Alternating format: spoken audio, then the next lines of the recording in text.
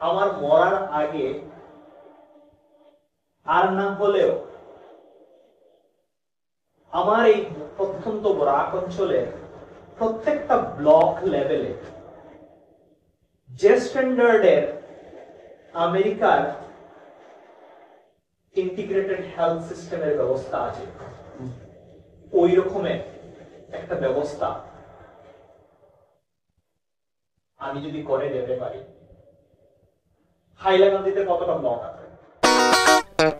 আমার বাড়ির পাশেই হচ্ছে রবার্ট ফ্রস্ট ট্রেইল, যে ট্রেইলে বসে উনি নাকি লিখেছিলেন, but I have miles to go before I sleep and miles to go before I sleep. Yes.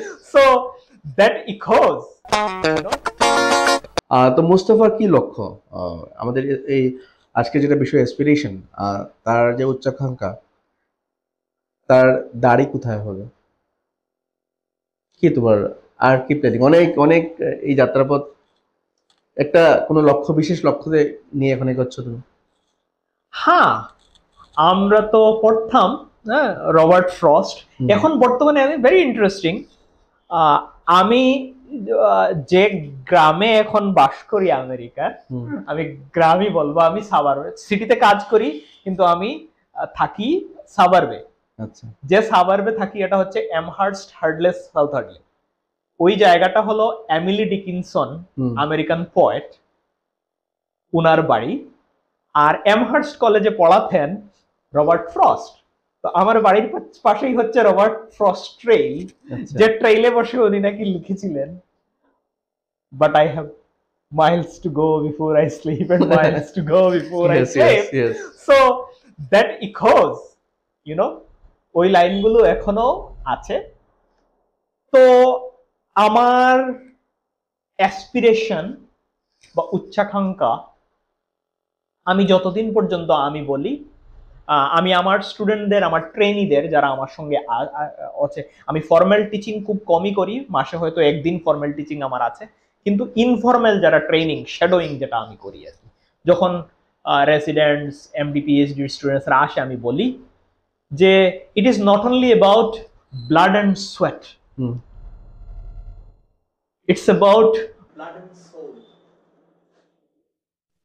So আমার এমন হয়ে গেছে, যেমনটা আমি আগেই বলছিলাম যে পারফেকশনিস্ট একটা পিএইচডি রিসার্চার থেকে কেমন করে আমার ট্রানজিশন হয়েছে অ্যাকশন ওরিয়েন্টেড এক্সিকিউশনিস্ট। তো আমার মতে স্বপ্ন কোথায় দাঁড়িয়ে, আমার একটা স্বপ্ন আছে। এই স্বপ্ন হলো আমার মরার আগে আর না হলেও আমার এই প্রত্যন্ত বরাক অঞ্চলের প্রত্যেকটা ব্লক লেভেলে যে স্ট্যান্ডার্ডের আমেরিকার ইন্টিগ্রেটেড হেলথ সিস্টেমের ব্যবস্থা আছে, ওই রকমের একটা ব্যবস্থা আমি যদি করে দিতে পারি। আরো বড় স্বপ্ন আছে। ভারতবর্ষ হচ্ছে প্রায় 150 কোটি মানুষের জায়গা, যেখানে প্রায় 6 লাখ, 6.5 লাখ গ্রাম আছে। তো ওই গ্রামের স্বাস্থ্য ব্যবস্থাকে যদি আমরা পরিপূর্ণ একটা ব্যবস্থা দিতে চাই, তাহলে আমাদের সবাইকে মিলে কাজ করতে হবে। আমরা যারা বিদেশে যাচ্ছি, আমাদের মেডিকেল প্রফেশনাল যারা, ওদেরকে যুক্ত হবে। আমাদের সরকার করছে, করার চেষ্টা করছে, সব সরকারই করছে, প্রত্যেক প্রদেশে করার আপ্রাণ চেষ্টা হচ্ছে, কিন্তু ওইগুলোকে আমাদের অগমেন্ট করতে হবে, পরিপূরক ব্যবস্থা আমাদের দিতে হবে। এই যে একটা স্বপ্ন, প্রথমেই বললাম আমি ছোট একটা স্বপ্ন দেখছি যে আমার এই প্রত্যন্ত অঞ্চলে, তারপর আমি আসাম দেখব, তারপর আমি আমার হয়তো time is in favour, Shankar, আমি যদি বলি আমার কাছে কিছু সময় আছে এখন এসব কাজ করার। তো আমি where is the stop? দাড়ি কোথায়? দাড়ি হচ্ছে আমি মরার আগে এসব দেখতে চাই। এবং মানে এদের অনেক স্বপ্ন থাকা উচিত। আমরা শুধু জন্মালাম আর নিজের করলাম আর মরে গেলাম, কিন্তু আমার জায়গার জন্য কিছু করা, সেটা একটা সেই ভাবনা থাকা উচিত। এবং আমরা ঈশ্বরের কাছে প্রার্থনা করবো তোমার যেটা এই স্বপ্ন। আমাদের ভারতীয়দের ডেডিকেশনের সঙ্গে যদি আমরা একটু সময়ের জন্য আমেরিকার অনেকগুলো শহর আছে, অনেকগুলো স্টেট আছে, যদি স্পেসিফিক্যালি আমরা কম্পেয়ার করতে চাই, তো সেক্ষেত্রে তুমি যেহেতু এখানে 2013 সালের পর থেকে এখানে রয়েছে, অনেক বছর হয়ে গেছে, এবং বর্তমানে তুমি সে দেশের মানে মানে আমাদের আমাদের গ্রিন কার্ডও পেয়ে গেছে। আমি পার্মানেন্ট রেসিডেন্ট বা green card holder. Green card বা পার্মানেন্ট রেসিডেন্ট। তো কি মনে হয় আমরা কতটুকু সেই ক্ষেত্রে আমরা প্রফেশনালি আমরা রিচ করতে পারছি, না এখন আবেগের মধ্যে রয়ে গেছে ভারতীয়রা? বা সেই অর্থে কি ভারতের আভ্যন্তরীণ অলরাউন্ড ডেভেলপমেন্ট সেই লেভেল হয়েছে? আর তোমার দেখা কি মনে হয় তোমার? খুবই গুরুত্বপূর্ণ আর ভাবাবেগ মিশ্রিত প্রশ্ন। কারণ আমি এই ভারতবর্ষ থেকে পড়াশোনা করে গেছি, আর ভারতবর্ষের অলমোস্ট শিলচর থেকে পড়াশোনা করে ওইদিকে আমি গুজরাট পর্যন্ত গিয়েছি, শিলচর থেকে সৌরাষ্ট্র, আমি সাউথেও গিয়েছি, ব্যাঙ্গালোর থেকে আমি প্রায় ব্যাঙ্গালোর থেকেও পড়াশোনা করেছি, কেরালাতেও গিয়েছি কিছু কিছু ফিল্ম করতে, অনেক সময় পাঞ্জাবে গেছি, অমৃতসর গুরু নানক দেব ইউনিভার্সিটিতে। তো আমার একটা ব্রড একটা এক্সপিরিয়েন্স আছে ভারতবর্ষের শিক্ষা নিয়ে, আমি কারণ এখানেই শিক্ষিত। তো আমি আগের যে একটা আমি প্রশ্নের জবাব দিয়েছিলাম যে আমরা ইনফ্রাস্ট্রাকচার ডেভেলপ করে নিয়েছি, প্রতিনিয়ত করছি, আর যেমনটা বললে প্রত্যেক ডিস্ট্রিক্টে যেমন একটা মেডিকেল কলেজেস হয়ে যাবে, কিন্তু একটা ডিফারেন্স আমি হয়তো আমাদের মনে খাটতেও পারে, কিন্তু আমি অনেস্টলি এই প্রশ্নের উত্তর দিতে চাই। যতদিন পর্যন্ত আমাদের প্রফেশনাল ইন্টিগ্রিটিকে আমরা বাঁচিয়ে রাখতে পারছি না, তত সময় পর্যন্ত আমাদের আমেরিকান স্ট্যান্ডার্ড যেগুলো আছে আর কি, ওরা 300 বছর স্বাধীন, আমরা 75 বছর। তো এই ক্ষেত্রে ওরা অনেক অনেক এগিয়ে আছে। কোন ডাক্তার আমি আজ অব্দি পাইনি, আমি Johns Hopkins School of Medicine, ওখানে 5 বছর পোস্ট ডক্টরাল ফেলো হিসেবে ট্রেনি ছিলাম। জনস হপকিন্স প্যাথোলজি আর অনকোলজি সকাল 8টার সময় যে গ্র্যান্ড রাউন্ড হয়,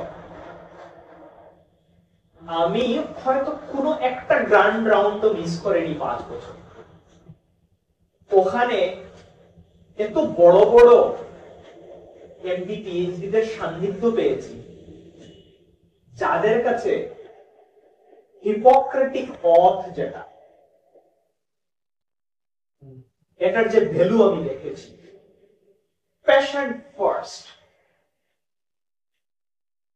ওরা প্র্যাকটিসে ওদের এথিক্সই হলো পেশেন্ট ফার্স্ট। ওই যে একটা কালচার, এটা আমি ভাববো যে এখনো আমরা অ্যাচিভ করতে পারছি না, আর আমি আশাবাদী, তাই তো আমি স্বপ্ন দেখছি যে আমরা করতে পারবো। আর আমি বলবো আমাদের এটা একটা খুবই ভালো ইনিশিয়েটিভ, যেমন আমাদের রামকৃষ্ণনগরে একটা মেডিকেল কলেজ হচ্ছে, যদি হাইলাকান্দিতে ভবিষ্যতে হয় তো হওয়া উচিত। তো আমার কাজ কি? আমার কাজ হচ্ছে ব্রেন ড্রেনকে স্টপ করা। মেডিকেল কলেজ থেকে 150-200 ছাত্র বেরোবে, ছাত্রী বেরোবে, ওরা প্র্যাকটিস করবে। ওরা কেন পাশ করেই আমেরিকাতে রেসিডেন্সিতে অ্যাপ্লাই করছে? ওখানে বসে বসে আমি কেন 150-200 অ্যাপ্লিকেশন স্ক্রিন করছি? কেন? I have to ask myself. কারণ হচ্ছে এই ব্যবস্থাতে ওরা মনে হচ্ছে যে এখনো ওদের প্রফেশনাল স্যাটিসফ্যাকশন পাচ্ছে না। এর জন্য আমাদের প্রাইভেট উদ্যোগে আমার একটা ব্যক্তিগতভাবে একটা সোশিয়াল মরাল ফিলসফি আছে, যেটাকে আমি বলি প্রফেশনাল সোশিয়াল রেসপন্সিবিলিটি। আমি একজন প্রফেশনাল, তো ওই প্রফেশনাল সোশিয়াল রেসপন্সিবিলিটি দিয়ে আমার প্রাইভেট একটা উদ্যোগ আছে। ওই উদ্যোগ নিয়ে আমি চাইবো যে এমন একটা ইনফ্রাস্ট্রাকচার ক্রিয়েট করি হাইলাকান্দিতে, এমন একটা ব্যবস্থা তৈরি করি যে ফার্স্ট ব্যাচের ডাক্তাররা হবে, তারা বলবে আমি হাইলাকান্দির বাইরে যাবই না, রাইট? আমি হাইলাকান্দির বাইরে যাবই না, আমি এখানে কাজ করবো।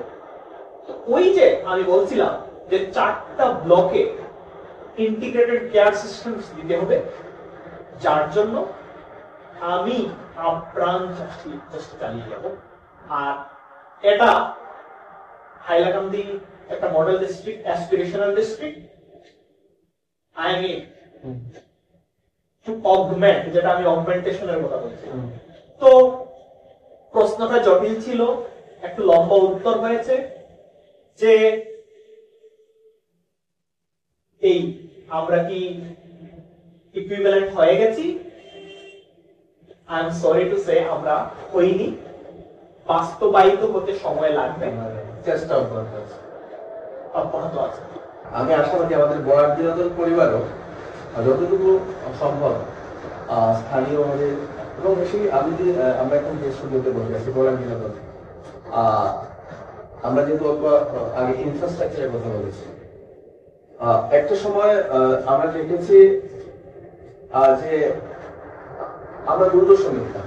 এই 2024 সালে আমরা বলতে পারি আমাদের শহরে একটি স্টুডিও আছে যেটা হচ্ছে বরাক বিনোদন। সেখানে এই কম সময়ের মধ্যে এই বরাক বিনোদন পরিবার ইনফ্রাস্ট্রাকচার, আমি যেহেতু তুমি এখানে বসে আছো লক্ষ্য করতেই পারছো যে একটা স্টুডিও সেট আপ মোটামুটি এটা করে নিয়েছে, এটা আউটপুট আমরা অনুষ্ঠানে আমরা দেখবো। তাই মানসিক পরিবর্তন হয়েছে এবং নিজের জায়গার উপর ফেথ হয়েছে, এখানে কিছু করা যাবে। এবং সেটার জন্য কিন্তু তোমার মতো যারা হাইলাকান্দি, যারা বাইরে থাকে এবং দেশের জন্য ভাবে, সমাজের জন্য ভাবে, তারাও কিন্তু অনেক ক্ষেত্রেই আমাদের জন্য ইন্সপিরেশন। আমরা বরাক বিনোদন পরিবারের পক্ষ থেকে তোমাকে আবারও অনেক অভিনন্দন জানাই। তোমার যেটা লক্ষ্য, সেই লক্ষ্যতে তুমি সফল হও, আমরা তোমার সঙ্গে সহযোগিতা হই। কিন্তু একটি প্রসঙ্গে মনে হচ্ছে, আমি আগে প্রশ্ন করেছিলাম যে ভারত থেকে যারা চলে গেছে তারা কেউ ভারতে আসছে না, তো তোমার উত্তরে সেইভাবে শতাংশের হারে আমরা উত্তরটা পাইনি যে 100% ফিরে এসছে এবং আমাদের তুলমিল আছে। কিন্তু মোস্তফার বক্তব্য থেকে আমরা ভাবছি যে ব্যক্তিটি 2013 সালে ভারত ছেড়ে পড়াশোনার জন্য বিদেশে গিয়েছিল এবং সেখানকার বর্তমানে নাগরিক এবং সেখানে কাজ করছে। তা সেই 2013 সালে ভারতবর্ষ আর 2024 সালে ভারতবর্ষের সঙ্গে তুমি কতটুকু পরিবর্তন লক্ষ্য করছো? তোমার একটু মনে হয়